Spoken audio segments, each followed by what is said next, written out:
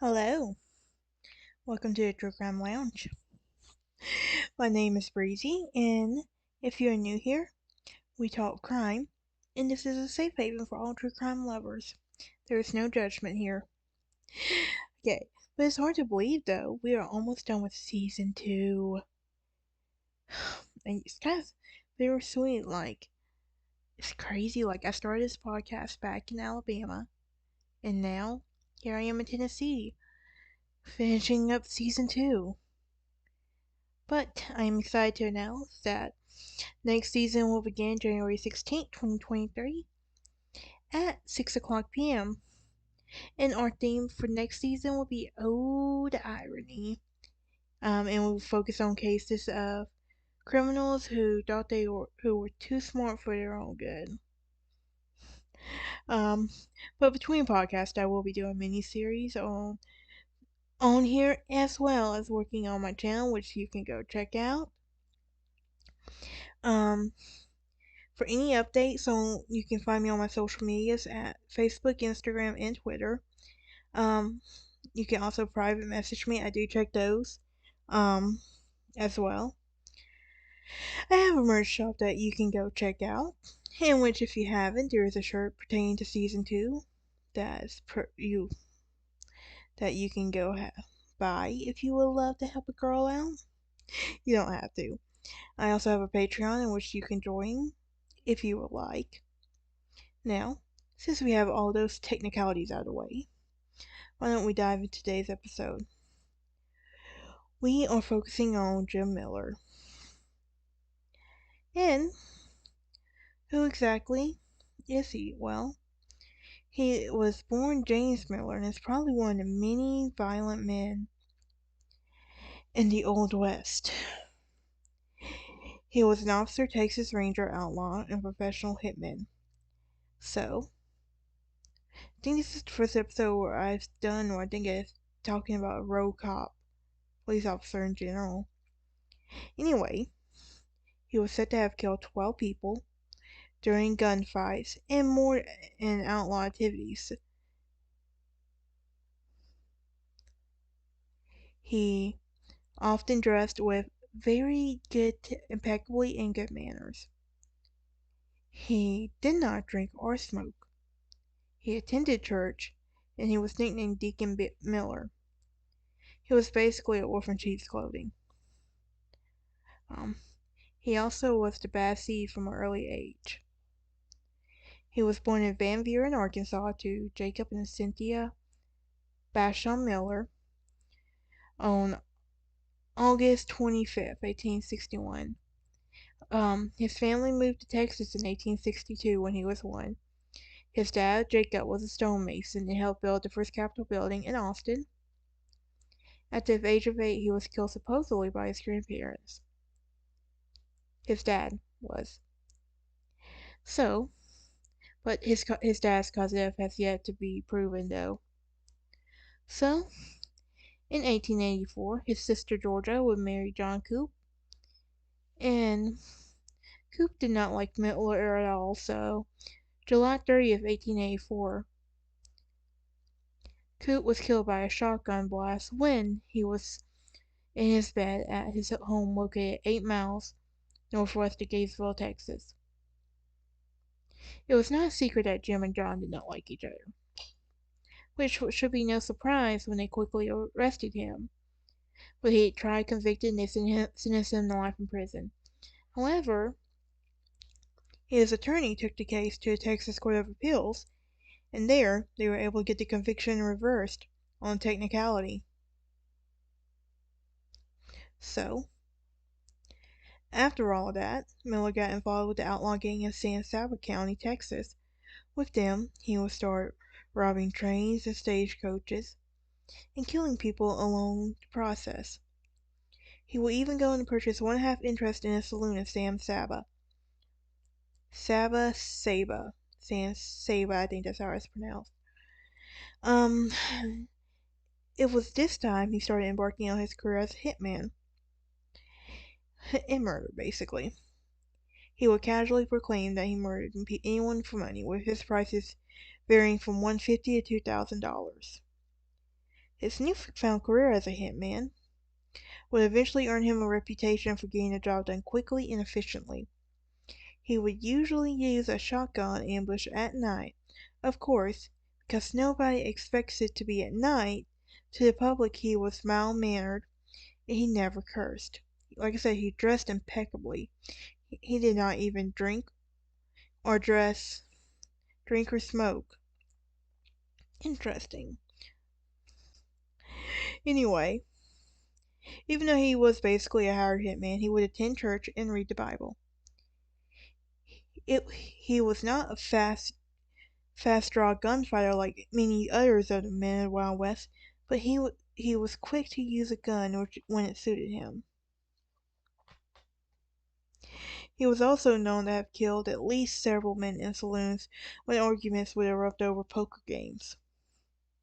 So around 1882 he was arrested and disarmed by a young San Saba deputy, D. Harkley. Shortly after, he drifted to McCulloch County, where he raised horses and worked as a cowboy for Emmanuel Manning Clement Sr. Clement Sr. was a man who was the older cousin of John Wesley Horton. And if you can recall that name, you've probably seen episode 2. While there, Miller became good friends with Emmanuel's son Emmanuel Clements Jr., who went by Manny, and Manning's daughter, Sally. So Jim and Sally were married in McCulloch County, February 15, 1888, and he would eventually have four children. Miller would next drift throughout the southeast New Mexico and West Texas along the Mexican border. Little is known about his activities during these years, but he would later saying, "Lost my notchstick on Mexicans that I killed out of the border." So by 1891, Miller was in Pecos, Texas. Or Reeves County Sheriff George A. soon hired him on. So, Bud Fraser, 27-year-old Fraser, who had been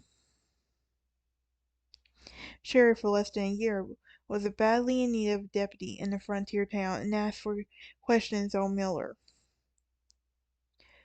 So, in the next few days, he was considered rude to ask too many questions about one's past.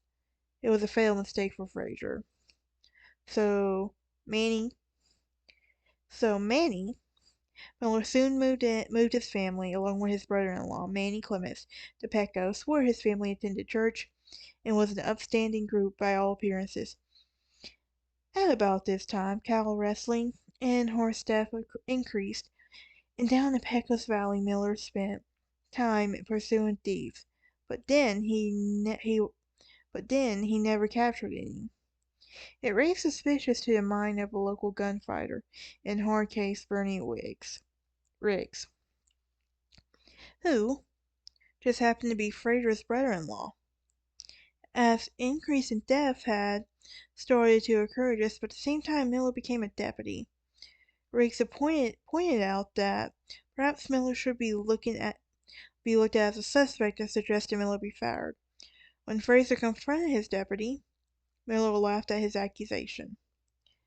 Miller, supported by members of the church, with no proof of the allegation, was kept on by Fraser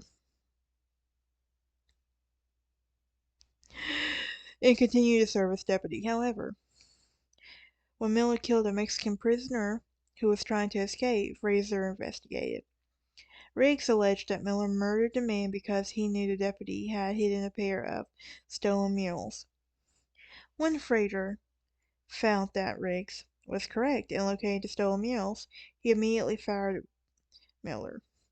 This was the beginning of the Fraser-Miller feud, which would turn out to be deadly and last for several years.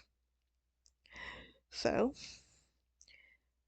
in 1892, Pecos sheriff's election, Jim Miller opposed Bud Fraser but lost. This, however, did not stop Miller, and he was getting himself appointed as the Pecos City Marshal.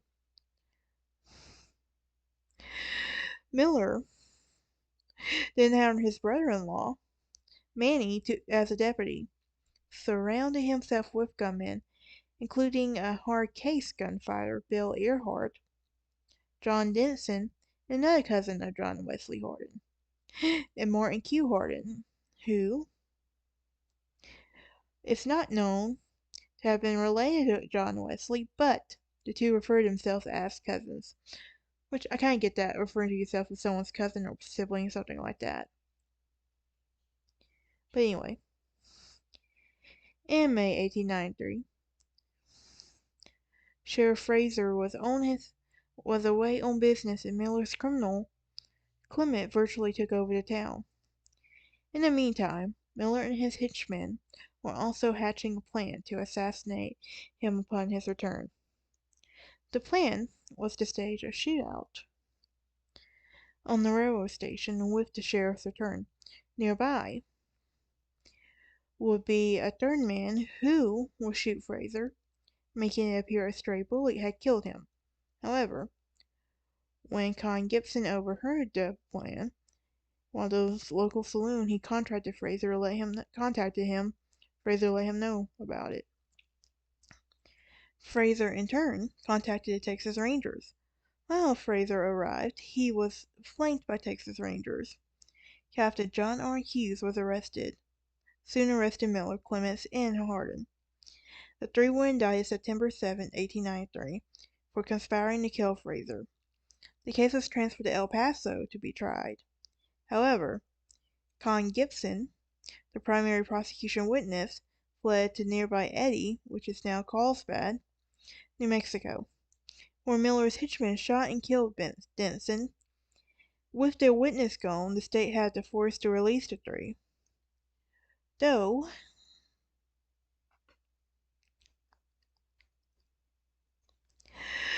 Miller had once more escaped for a long arm of the law, he did lose his job as marshal and bought a hotel in Pecos. Morden appeared to be living a life as an honest citizen.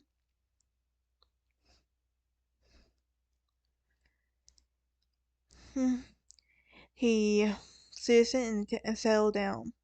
However, word soon began to spread that Fraser couldn't handle Miller and no longer being sheriff. The talk naturally built up resentment for the young sheriff.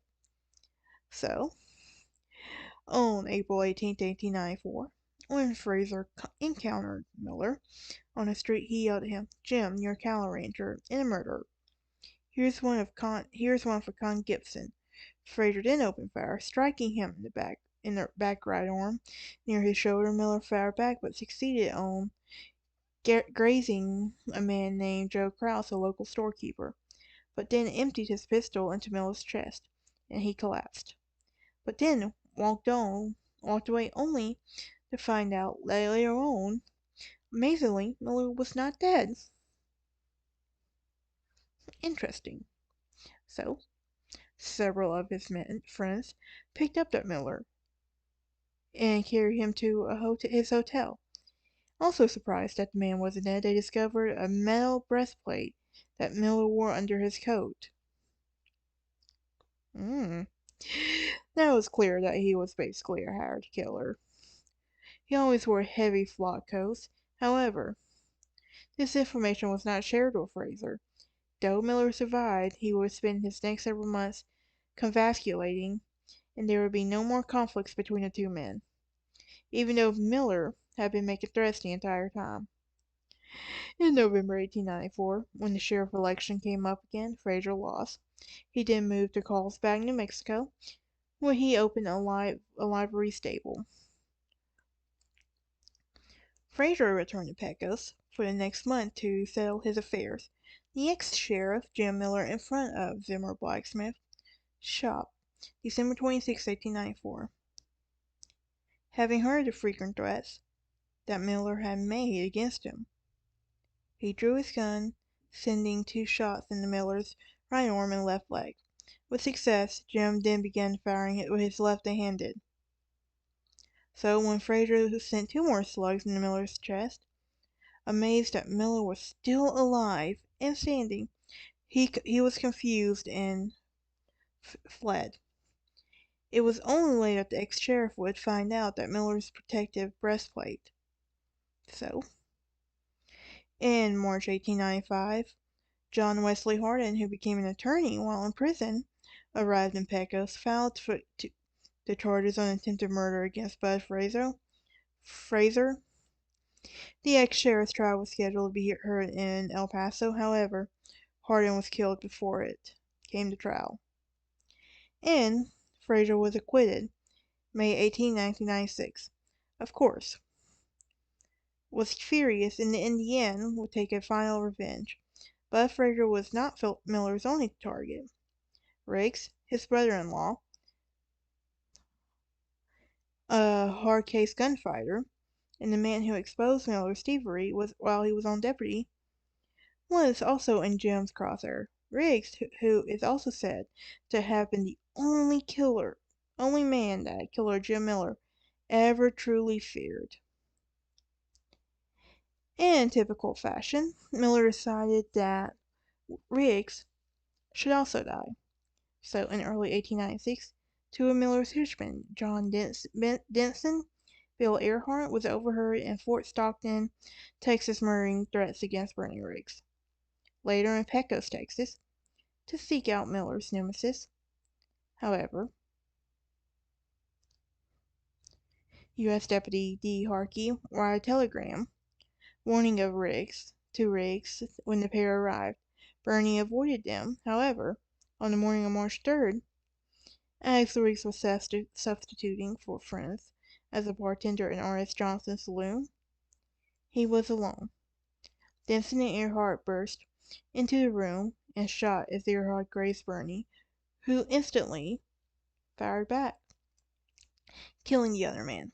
He then grappled with Denson before there would be an assassin was able to flee. Riggs followed and Denson was running down the street. Riggs shot him in the back of the head, killing him on the spot. Miller's scheme to eliminate one he feared had failed. After shooting, Riggs surrendered himself. He was later tried for murder and acquitted. Later that year, even though Fraser knew that Miller was out to get him, he made the mistake of visiting a family in nearby Toyah, Texas. In September 1896.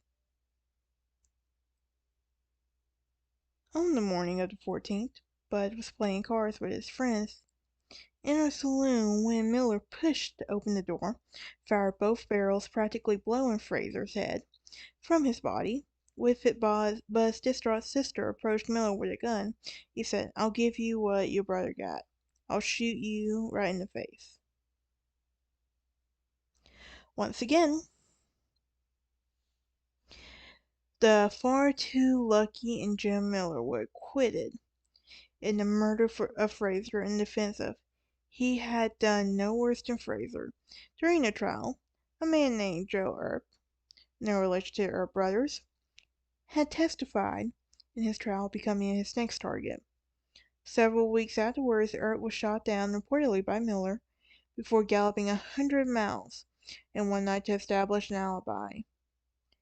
You can, if you want more episodes on John Wesley Hardin, you can go back and watch his episode 2. So, Miller would make his way to Memphis in the Texas Panhandle. There he ran in a saloon where he openly boasted of many murders. He was also said to have worked as a part-time deputy sheriff. Again, in August 1898, he was allegedly made a Texas Ranger for a brief period. Whether this is accurate is unknown, but there was a thin line between law and crime. But many indicates that he was only masquerading. In 1899, an attorney named Stanley prosecuted Miller on the charge of subornation of perjury, meaning persuading another to commit perjury. This charge was allegedly that to Joe Earp's account during Miller's murder trial of Bud Fraser. Mysteriously, Stanley soon after died of food poisoning, which history tells was more than likely another of Miller's work. Miller then returned to Pecos area, where he spent time in the Mohanans, and however in 1900 he and his wife Sally lived in Fort Worth, where the assassin became involved with real estate, and he did very well financially. So even so, killing appeared to be in his blood, and his financial situation had little impact on his choice to continue his career as a killer. At this time, the Great Sheep Wars were starting to take place with the cowmen, and Miller was quick to hire out to kill sheepmen for just $150 per job. So, killing as many as a dozen men. At the same time, numerous feuds was going on in the fences. When they got on their way back to the cattle herd, Miller was only more than happy to help the cattlemen by killing the farmers who fenced their land. So, in 1904, he ambushed and killed Lubbock lawyer James Jarrett, who successfully represented several farmers against a big cattle interest. He received $500 for ambushing the attorney. That same year, he also killed a man he did real estate business with in Fort Worth, T.D. Frank Ford, who was an honest businessman who threatened to tell a grand jury that Miller was selling lots that were actually submerged in the Gulf of Mexico. On March 10, 1904, Miller cornered Ford in the washroom of a Delaware hotel and shot him to death. As people rushed to see what was happening, Miller fell over before his body, tears in his eyes, claiming, "I did everything I could do to keep him from reaching you." Amazingly, Miller acquitted again. Okay, he's either really lucky or his luck's about to run out. What do y'all think? So, continuing his wicked ways, he took a job at the Indian Territory in 1906 in the small town of Orr, Oklahoma, located in the Chickasaw Nation. There lived Deputy Marshal Ben Collins, who served as an Indian policeman several years earlier. Ben Collins had tried to arrest a man named Port Pruitt, a prominent citizen of Emmett, Oklahoma. So, resisting arrest, Collins shot him, leaving Pruitt partially paralyzed. Port and his brothers publicly swore vengeance on Ben Collins. They later had Killer Miller for the price of $1,800 and to take care of their enemies. So August 1st, 1906, as Collins was riding home to his farm, he received a load of a buckshot which knocked him off his horse. Though the young lawman got all 4 rounds, on the ground, another shotgun blast tore through his face. An intense investigation soon began, which pointed at Killer Miller and another man named Washmood. How did they come up with these nicknames for some of these people? I have no clue. So once again arrested, he spent a short time in jail, but soon released on bail. Before Miller could be tried, any witnesses were soon killed, and once again, prosecution died from a lack of witnesses and evidence. Next, Miller was accused of killing Pat Garrett on February 28, 1908. Garrett was allegedly killed because of a land dispute. By some accounts, Miller murdered a paid assassin. However, this unlikely, as the name of Wayne Basil later confessed to the crime. Carl Adamson, who was married to a cousin of Sally Miller, was also said that Garrett was also with Garrett when he killed. This led to rumors that Miller was involved. However, most historians agree Garrett's murder happened without the killer's involvement. So, on December 29, 1908, Manny, Miller's longtime friend and cohort, was killed in a saloon in El Paso, Texas. Miller swore revenge. No doubt he was to follow, except he had been offered $1,700 to kill the former U.S. Marshal Allen Augustus Bobbitt, who went by Gus, in Ada, Oklahoma. At this time, the flourishing town of Ada was a thriving cotton center, but had a violent reputation in 1908. Some 36 people were murdered. Bobbitt had retired from his U.S. Deputy Marshal position after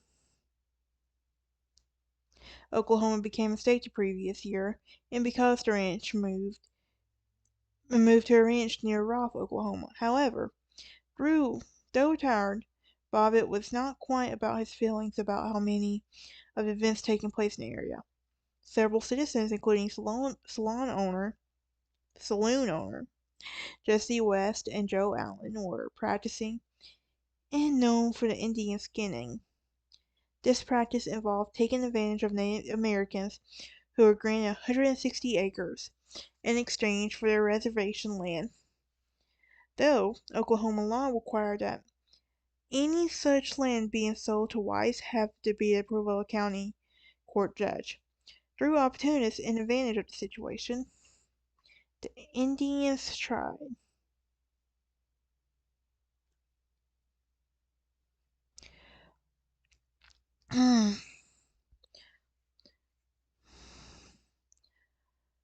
Court judge several opportunities took advantage, often getting the Indians drunk and buying their $160 for as low as acres for as low as $50. Appalled at what was going on, Gus Bobbitt began to publicize the events and push for the elective offices in town and county.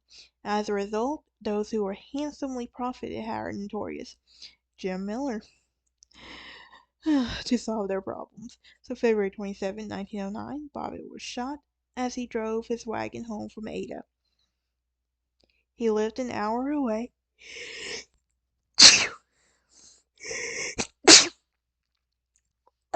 Excuse me.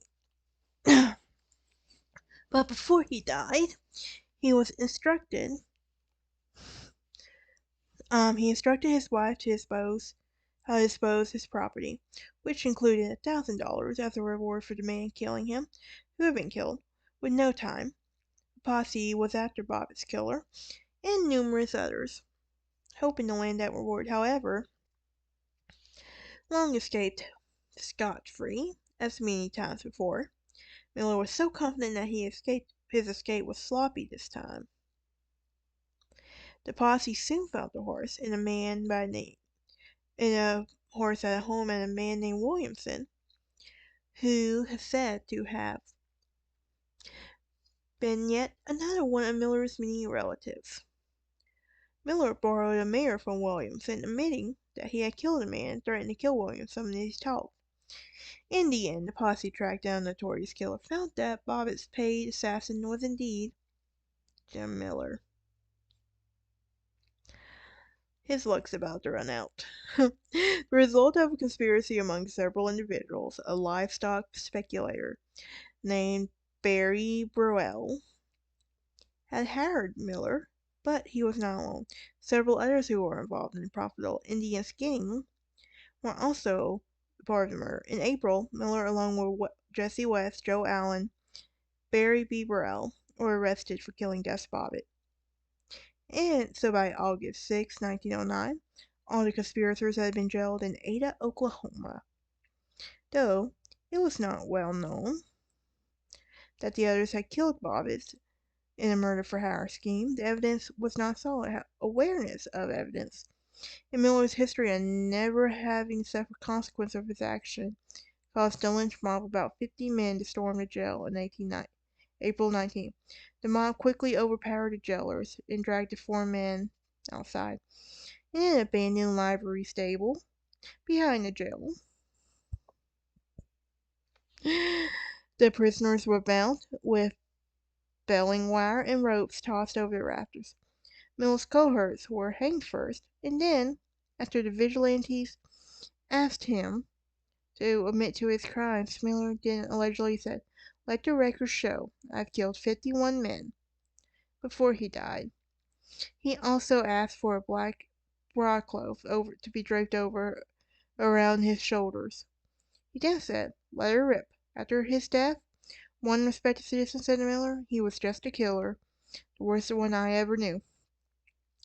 Miller returned to Texas, where he was buried in the Oakwood Cemetery in Fort Worth.